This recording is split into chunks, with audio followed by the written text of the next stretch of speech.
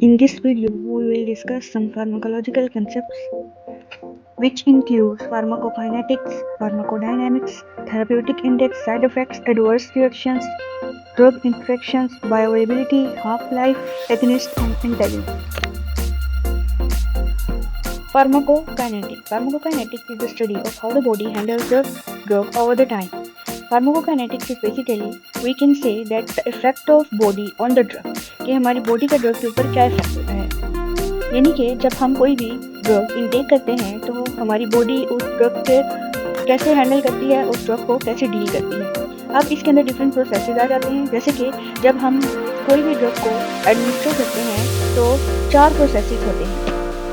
Number 1 drug absorb होती है, number 2 drug distribute होती है, नंबर 3 ड्रग मेटाबोलाइज होती है एंड नंबर 4 ड्रग एक्सक्रीट होती है from the body after performing the specific action.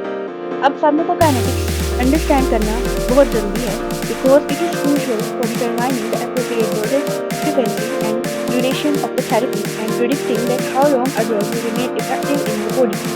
अगर हमें पता चल जाए कि ड्रग कितनी देर में एब्जॉर्ब हो रही है, कितनी ही एब्जॉर्ब हो रही है, कितनी देर में वो डिस्ट्रीब्यूट हो रही है, वो मेटाबोलाइज कैसे हो रही है और वो कितनी देर में एक्सक्रीट हो रही है, तो इस लिहाज से फिर हम किसी भी ड्रग जो डोजेज होती है यानी कि कितनी ड्रग देनी है, फ्रिक्वेंसी यानी कि कितनी बार देनी है एंड ड्यूरेशन पर कितनी देर तक हमें ये ड्रग जो है देनी है, इन चीज़ों का हमें फार्माकोकाइनेटिक्स से पता चल जाता है।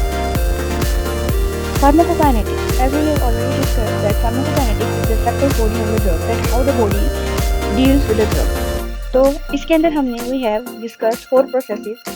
So we have made a mnemonic for you in order to memorize pharmacokinetics. So pharmacokinetics के लिए जो mnemonic बनाया गया है वो है ADME. A for absorption, D for distribution, M for metabolism and E for excretion. And this will be very useful for you to memorize pharmacokinetics. There are 4 processes of pharmacokinetics. We will discuss them one by one. First is absorption. Absorption is the process by which a drug enters into the bloodstream after being administered. There are different routes of administration like oral, intravenous or topical and many more that can affect how quickly and efficiently a drug is absorbed. Absorption एक ऐसा process होता है जिसके ज़रिए से drug हमारी blood के अंदर इंटर होती है।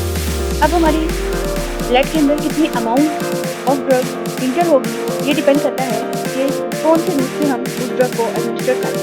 तो देयर आर डिफरेंट रूट्स जैसे कि ओरल, इंट्रावेनस एंड टॉपिकल, उनके ऊपर डिपेंड करता है कि कितनी जल्दी हमारी ड्रग एब्जॉर्ब होगी ब्लड के अंदर और कितनी ज़्यादा होगी। After absorption, the drug is distributed throughout the body, and the process involves the movement of drug into the various tissue and fluid. Different factors like blood flow, drug chemical properties, and the presence of barriers that can influence the distribution. यानी कि absorption के बाद drug को distribute किया जाता है throughout the body. अब इस प्रोसेस में ड्रग को जो है मूव करवाया जाता है डिफरेंट टिश्यूज में, डिफरेंट फ्लूइड्स में, स्पेसिफिकली जो टारगेटेड टिश्यूज होते हैं, सेल्स या फ्लूइड्स होते हैं वहाँ। अब हमारे पास डिफरेंट फैक्टर्स हैं जो कि डिस्ट्रीब्यूशन को अफेक्ट कर सकते हैं, यानी कि ब्लड फ्लो कि कितना अच्छा ब्लड फ्लो है, जितना अच्छा ब्लड फ्लो होगा उतनी आसानी से ड्रग जो है वो थ्रू ब्लड डिस्ट्रीब्यूट की जाएगी डिफरेंट टिश्यू के फ्लूइड के अंदर। इसके अलावा डिस्ट्रीब्यूशन डिपेंड करती है ड्रग की अपनी केमिकल प्रॉपर्टीज़ के ऊपर और डिफरेंट बैरियर्स होते हैं। जो ब्लड ब्रेन बैरियर एक एग्जाम्पल दी गई है, जैसे कि जितने बैरियर्स होंगे उतनी ज़्यादा ही देर लगेगी या उतनी ज़्यादा ही बेसिकली डिस्ट्रीब्यूशन में प्रॉब्लम्स आई।